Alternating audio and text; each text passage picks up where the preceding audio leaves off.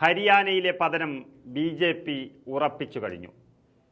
നമുക്കറിയാം, കേവല ഭൂരിപക്ഷമില്ലാതിരുന്നിട്ടും BJP ഹരിയാന ഭരിക്കാൻ പ്രാപ്തമാക്കിയ കർഷക പാർട്ടിയായ JJP പിന്തുണ പിൻവലിക്കുകയും അവരുടെ ആ 10 MLA-മാരുടെയും പിന്തുണ കോൺഗ്രസിന് നൽകുകയും ചെയ്തതോടെ BJPയുടെ എല്ലാ പ്രതീക്ഷകളും ഹരിയാനയിൽ അവസാനിച്ചു. JJPയെ തന്നെ ഭിന്നിപ്പിച്ചും പൊളിച്ചെടുത്തും BJP ഒപ്പം ചേർക്കുമെന്ന റിപ്പോർട്ടുകളെല്ലാം അസ്ഥാനത്താക്കിക്കൊണ്ട് JJPയുടെ എല്ലാ MLA-മാരും ഒന്നിച്ചു നിൽക്കുകയാണ്.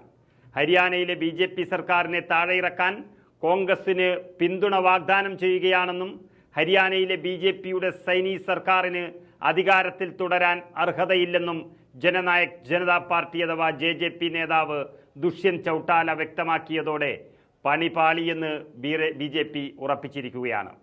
ഇനി ഒട്ടും സമയം കളയാനില്ലെന്നും ഭൂരിപക്ഷം നഷ്ടപ്പെട്ട BJP സർക്കാരിനെതിരെ സഭയിൽ വിശ്വാസ വോട്ടെടുപ്പ് നടത്തണമെന്നും ഗവർണറോട് ആവശ്യപ്പെടാൻ ദുഷ്യന്ത് ചൗട്ടാല ഇറങ്ങിയിരിക്കുകയാണ്.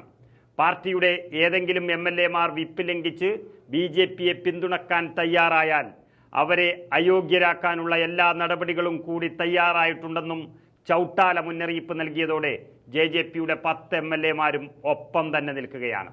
കഴിഞ്ഞ ദിവസം സ്വതന്ത്ര MLA-മാരായ സോംബിർ സംഗ്വാൻ, രൺദീപ് സിംഗ് ഗോലൻ, ധരംപാൽ ഗൗണ്ടർ എന്നിവർ സൈനീസ് സർക്കാരിനുള്ള പിന്തുണ പിൻവലിച്ചതോടെ BJP സർക്കാരിൻ്റെ അംഗസംഖ്യ 43ആയി.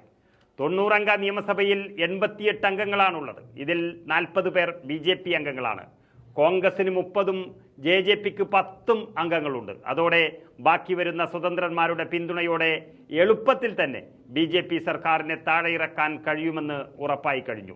MLA-മാരുടെ പിന്തുണ നഷ്ടപ്പെട്ടത് ലോക്സഭാ തെരഞ്ഞെടുപ്പിലും BJPക്ക് വലിയ തിരിച്ചടിയായേക്കും എന്ന് ഉറപ്പായി കഴിഞ്ഞു. മെയ് 25-ന് 5-ാം ഘട്ടത്തിലാണ് ഹരിയാന വിധിയെഴുതുന്നത്.